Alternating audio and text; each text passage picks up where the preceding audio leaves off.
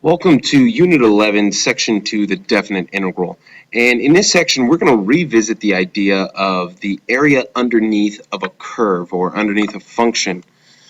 And when we first looked at that, we found that the area underneath a curve could be found by using Riemann's sum approximations and using rectangles and finding the area of rectangles and summing those together to get an approximate area.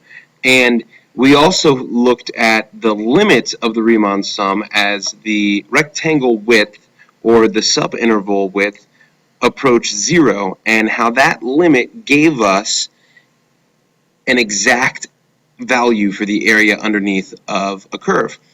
And so we're going to continue to look at that idea of the limit of the Riemann sum as the area, but we're going to redefine it and call it a definite integral.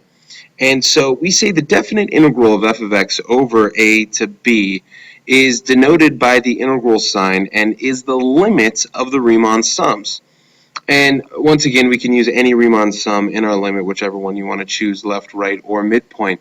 But if our endpoints are a and b, we use an integral sign just like we did in the indefinite integrals, but we're going to define where we start and where we end with a and b. And so if we integrate f of x over the interval a to b with respect to x, it is equal to that limit that we found back in last unit when we were approximating the area underneath the curve. And when this limit exists, we say that f of x is integrable over the interval a to b. Now, if f of x is a continuous function, then we say that it's integrable over that interval a to b. But also, if it's at most has finitely many jump discontinuities, then we can say it's also integrable over the interval. And let me explain what that means. Obviously, if we have a function that's continuous, we can find the area under the curve. Well, if we have a function that is discontinuous, say something like this, and there's an open circle here, and we have an open circle there, and so we have a point of discontinuity, or even, let's just say it's closed, that's fine. We have a point of discontinuity, but since it's a jump discontinuity, we just go from one y value to another, we can still find the area underneath the curve here. All right, so we can still integrate along that function, whereas we would not be able to integrate a function such that we had a vertical asymptote here and we wanted to integrate from here to here. Well, since these go on forever, we can't find the area because the area goes on forever and ever and is infinite. Okay, so jump discontinuity, we're okay. Discontinuity like this, where the limit goes off to infinity, not okay. Okay, well, let's talk about the area. And area is a positive quantity by nature. Okay, there's no such thing as a negative area. You can't find the area of a surface and say that it's negative. However, in calculus, we will give signs to certain areas depending on where they are relative to the x-axis.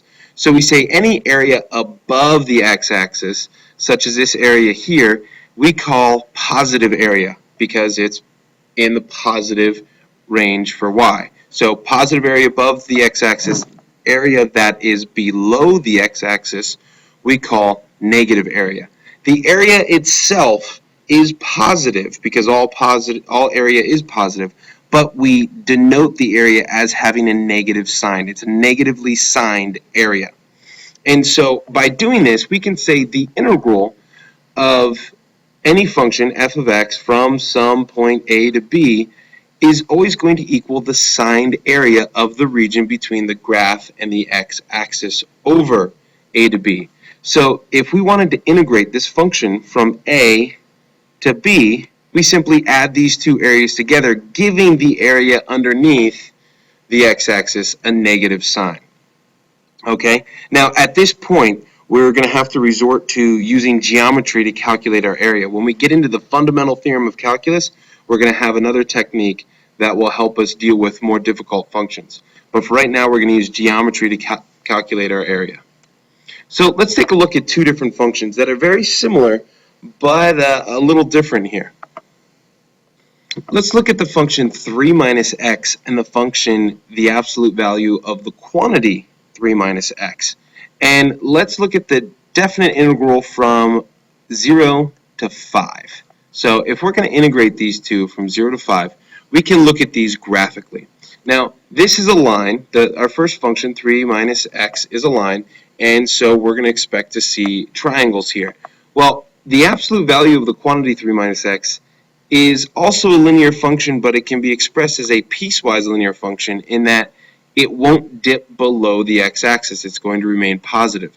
So if we look at these two graphs and we examine them, we see that for our first function from 0 to 5, we have positively signed area and we have negatively signed area.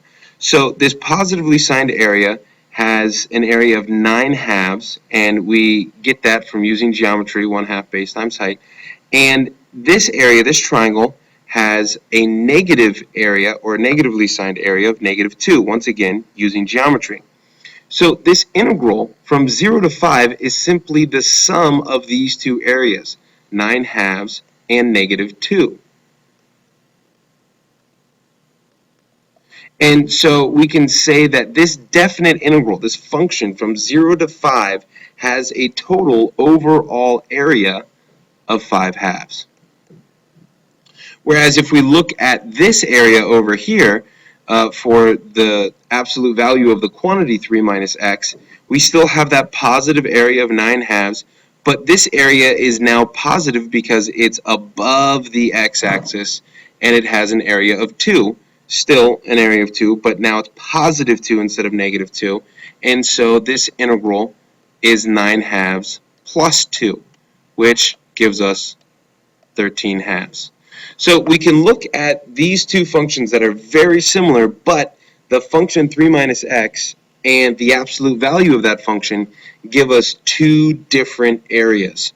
Okay, so when we integrate even over the same interval, we get two different areas because in the original function 3 minus x, we have a portion of that area below the x-axis, which gets a negative sign. One last thing to look at here is, what if we have a constant?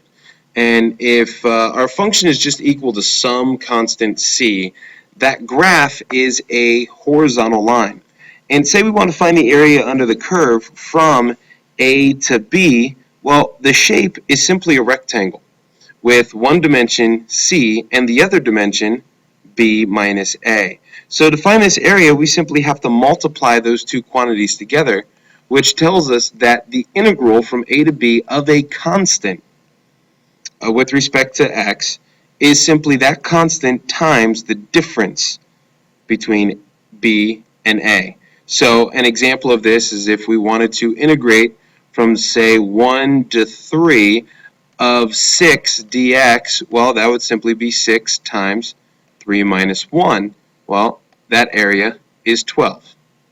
Okay, so we're going to use all of these things and our knowledge of geometry to practice a couple of these problems out of the book, and they can be found on page 366, and I want you to do numbers 14 through 18. Okay, you're going to have to graph these functions, so either graph them by hand or graph them on a calculator, and then you're going to calculate the area. Remember, area above the x-axis is positive, area below the x-axis is negative.